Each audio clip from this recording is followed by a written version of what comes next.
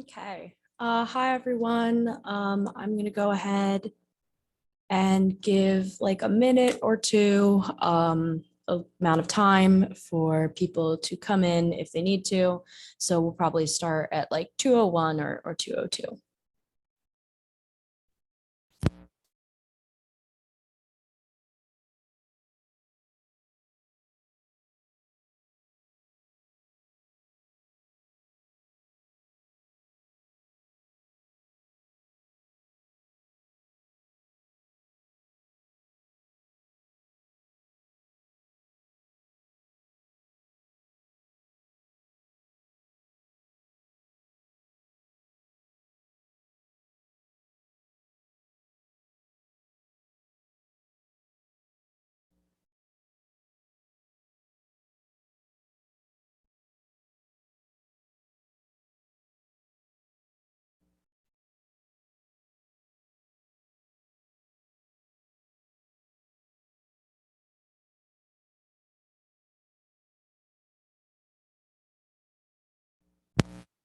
Okay.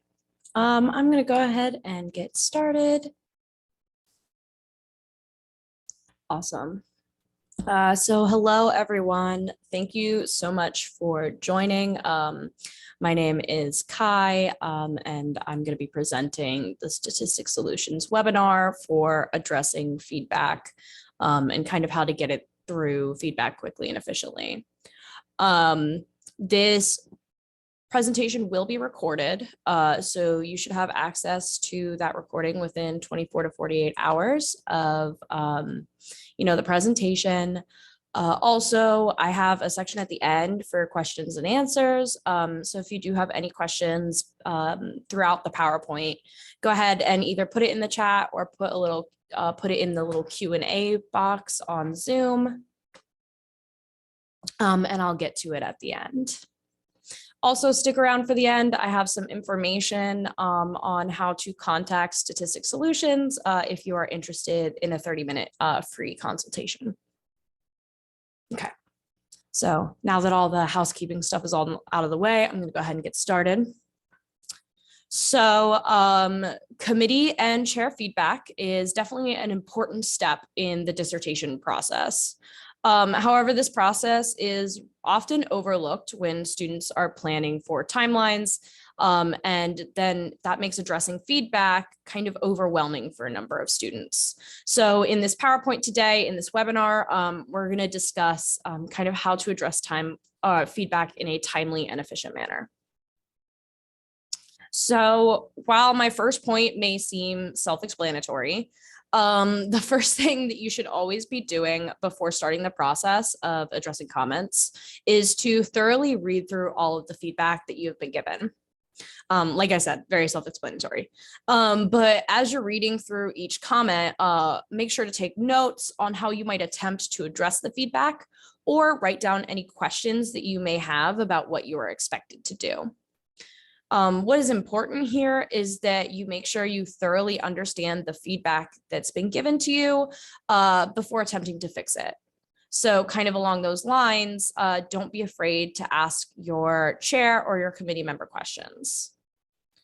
Another important thing is to stay organized. So you should always be working on a different copy of the document, so not to lose previous comments or feedback from professors and committee members later down the line.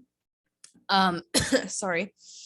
It can also be helpful for each new iteration of a draft to be saved like as a different name. So draft 1.0, draft 1.1, draft 2.0. And that way you can always go back and look at the things that you've changed. A lot of times professors will have you maybe like take out a paragraph 1 month, and then a couple months later they'll say, hey, why don't you actually talk about this and this and this? And you go, well, actually, I think I wrote a little bit about that in my first draft. So let me go look and see what I wrote there.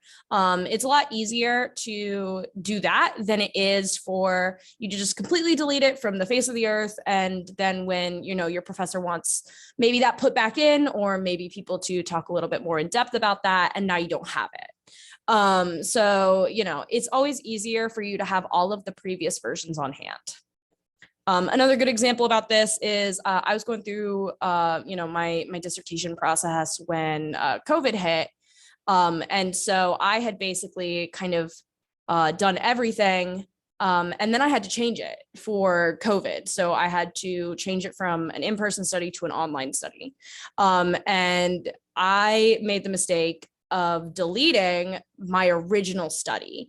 I decided that, it's not an in-person study anymore. I don't need this information. And now it's lost to the ether, which is a little upsetting because, that stuff is still could be relevant and probably still was relevant for my later iterations of the drafts. So learn from me, do not do what I did, save all of your drafts. Okay. So kind of going back to what I was saying earlier about not being afraid to ask questions, many students will remark that they are hesitant to reach out to their chairperson or to their committee members for fear of looking dumb or maybe asking like a silly question. However, it can be really easy to misinterpret, a comment on a Word document or on an email. And so if you do have any questions, if something's really not making any sense to you, don't be afraid to look stupid or ask stupid questions. I know teachers will say it all the time. There really is no such thing as a stupid question. And 9 times out of 10, it's probably just that you're reading what your professor has wrote like weirdly, or you're just misunderstanding what they're trying to ask you. And so it is kind of part of your chair's job to guide you through this editing process. And ultimately, you just have to remember that you cannot thoroughly answer something if you don't fully understand it yourself. And so don't be afraid. Like I said, don't be afraid to be asking those questions. However, it is important that you are being clear with the questions that you have. So you don't want to get like a full page worth of feedback and then email your professor back and say, I don't understand. What do you want me to do? Like, that's not being clear enough. Instead, you should go through each one of those feedback points. Make sure you're really addressing what part of that comment are you having issues with. Is it the content of the content or of the comment? Like, is it what they're asking you to do? Are they asking you, is it the wording of the comment? Is it just worded weird and you don't understand what they're asking? Like I said, just be clear with what you don't understand. So then it's easier for your committee members or your chair to be able to help you through that. So once you feel as though you fully understand the content of your feedback, that's when you can spend some time addressing each comment one by one. So make sure to thoroughly address each comment, as you don't really want your chair or committee members to be kind of asking you for the same changes multiple times. It can be really frustrating if, you've missed a feedback or two, and then 2, iterations down the line, your chair goes, hey, didn't I actually ask you to change this wording a little bit? And so it can be a little bit frustrating. And some professors see it as you not paying enough attention. So like I said, try to thoroughly address each comment before handing it back to your chair. And a good way to do this is to add as much detail as humanly possible when answering the question or addressing the feedback.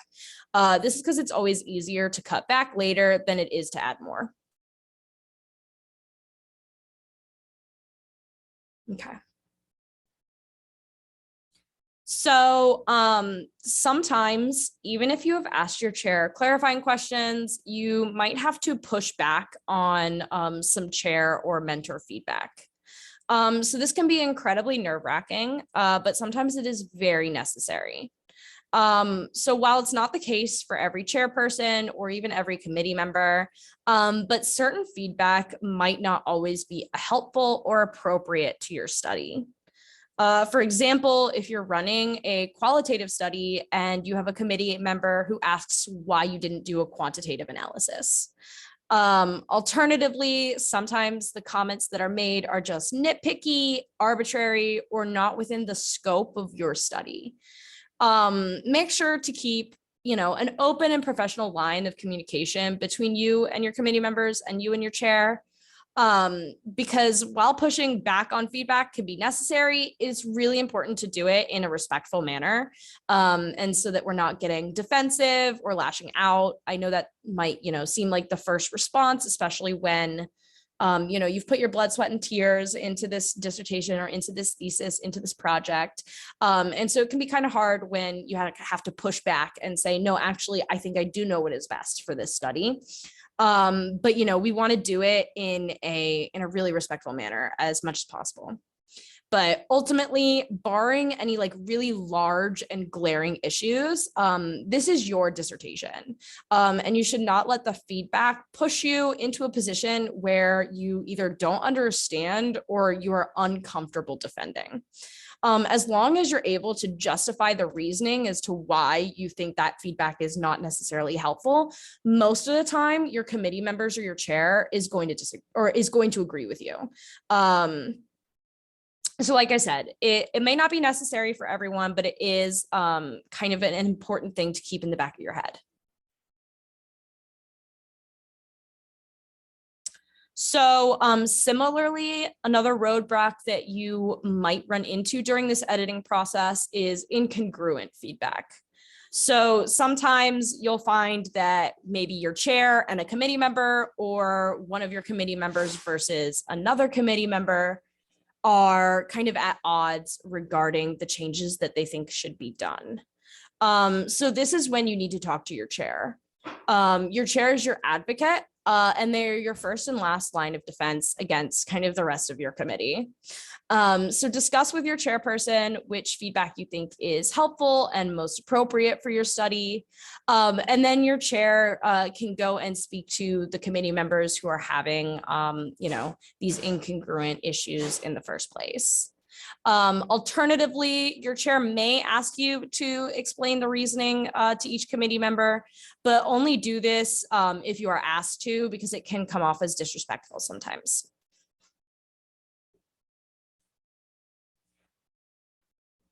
Okay. So next, this kind of goes back to what I was talking about with trying to make sure that your documents are organized and each of your drafts are organized. Oops, sorry.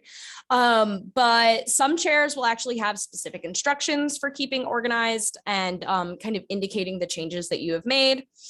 So if there are any specific instructions, make sure to try and follow those.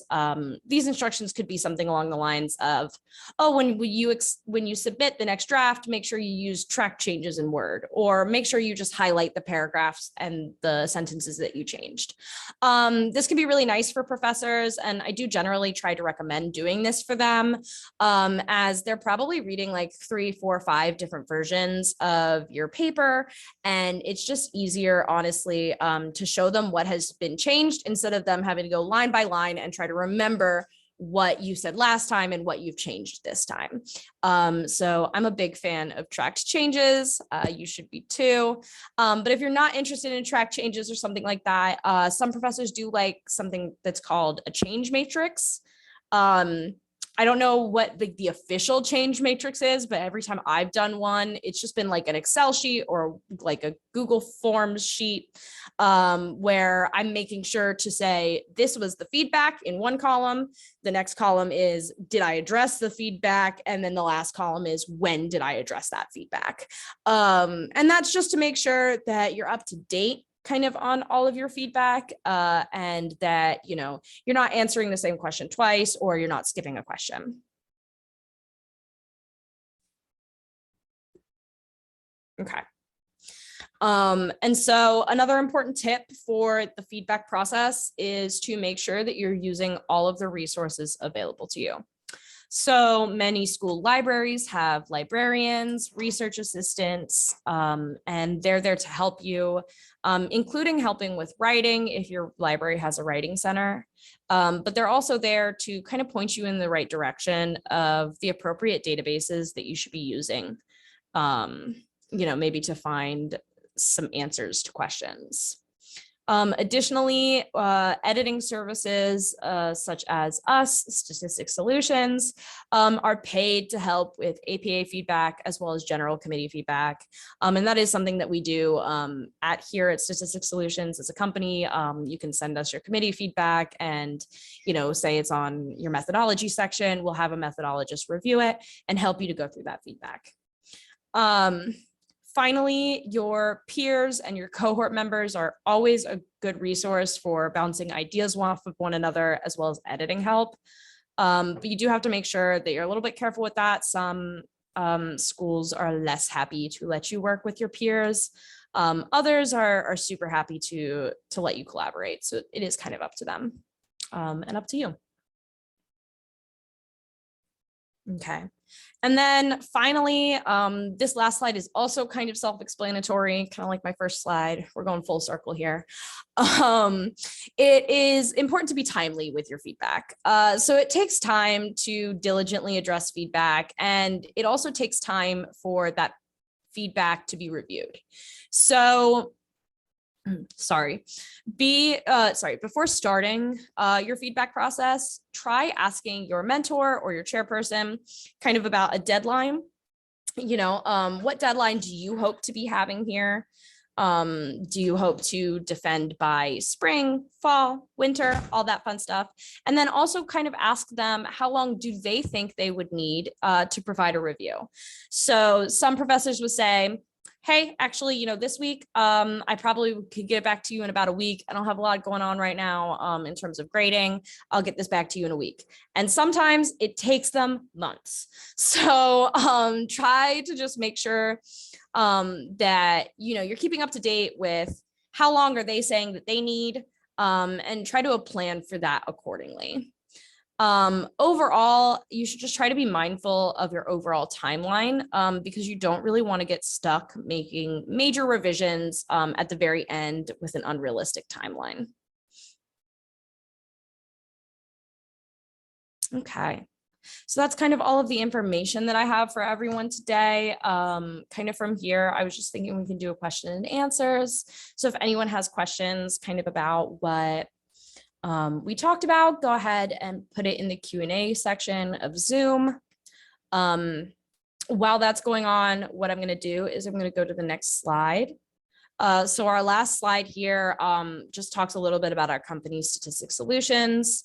So we are a full service dissertation company providing, graduate students with support for their dissertations. So we do, like I said earlier, help with API editing and addressing feedback, but we also help with, your chapter 1, your literature review, your results and discussion as well. So if you are interested in working with us, we do have 30-minute free consultations available Monday through Friday, 9 to 5.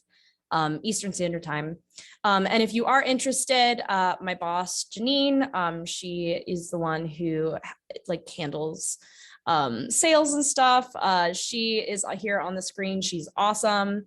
And so you can go ahead and contact her at this email or this phone number to set up a consultation.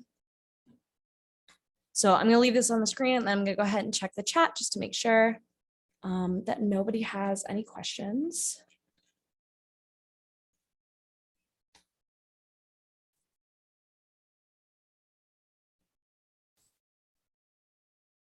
Awesome. Well, if no one has any questions to ask, I really appreciate everyone for coming today. And for being good listeners and all that fun stuff. So like I said, if you are interested in our services, I'll keep this up on the screen for a couple more minutes. But you guys are welcome to leave if you please. I'm probably going to wait like 1 or 2 more minutes and then I'll go ahead and turn this off if nobody answers any questions or asks any questions. Yeah, thank you. Oops. Well, I did not mean to do that, but I will go ahead and put it back on the screen. There we go.